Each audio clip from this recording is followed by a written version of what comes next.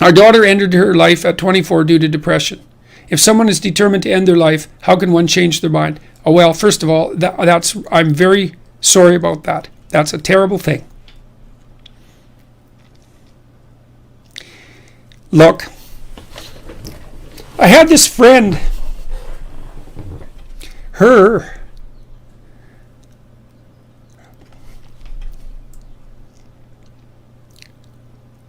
sorry.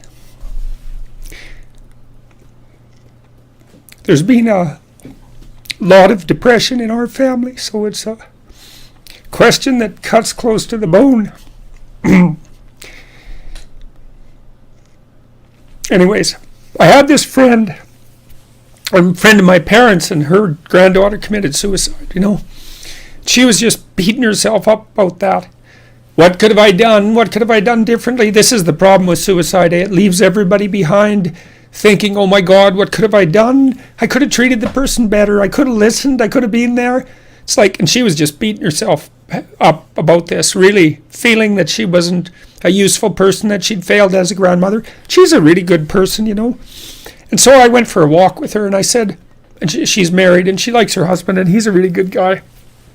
And I said, look, you're blaming yourself for your granddaughter's suicide. It's like, are you blaming your husband? Are you sitting him down and telling him what a useless bastard he was as a grandfather because his granddaughter committed suicide and how he failed completely? She said, no, I'd never do that. So I said, well, don't do it to yourself. No. Depression is a terrible thing. And many, many, many things cause it, and we don't understand. We understand some of them, but lots of them we don't understand at all. Sometimes people get depressed because they're really sick. We know that depression can be an inflammatory disease. It might be associated with autoimmune dysfunction. There's lots of reasons that people get depressed, and depressed people can go places that are so dark you just cannot imagine it.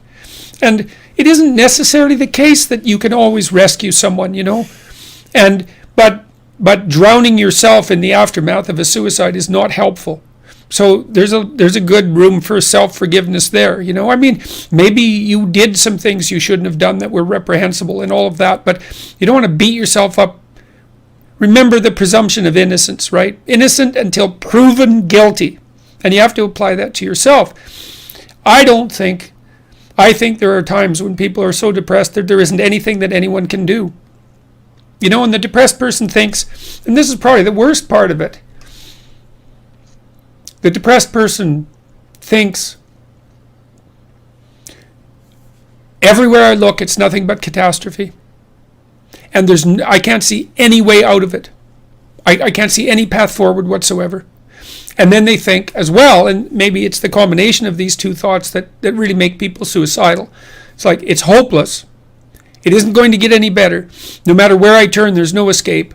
The suffering is unbearable. And I'm absolutely no use whatsoever to anyone. It would be better for everyone if I was just gone, because if I'm not so much of a burden now that it's going to destroy their life, then I'm going to be that much of a burden in the future. And so it's hard to imagine what that's like for people, but it's dreadful. And there's lots of ways you get there. And so you can listen to people. You can desperately encourage them to seek the help they need. Like I've seen antidepressants work miracles on very, very many people. Now, they don't work for everyone, and they're not a panacea, but they have side effects and all of that. But one of the side effects of untreated depression is that you kill yourself, and there is no recovery from that, and the probability is actually rather high. So you can go to war with them about antidepressants. If the person can't get out of their depression and they're suicidal, it's like, what do they have to lose? 1 month on antidepressants. They'll know. Well, they might have to experiment longer, because it would depend on, some people respond better to some classes of antidepressants than the others. It's worth having a war with someone if they're in dire straits and they won't do everything they can to get better. ECT works, electroconvulsive therapy works for intractable depression. It's a terrible thing to contemplate, but the modern versions of ECT aren't. One flew over the cuckoo's nest. And again, it's like, there's no coming back from death. So, look, it isn't clear. You can't rescue everyone. People get sick and they die. And sometimes the way they die looks like it's depression. Depression is a multifaceted phenomenon. You can be there for them. You can listen. You can watch. You can intervene. You can try to understand. You can hold them accountable. You can do all of those things. But everyone has their own destiny, and you're not omnipotent. And so sometimes a catastrophe occurs, like your daughter's. And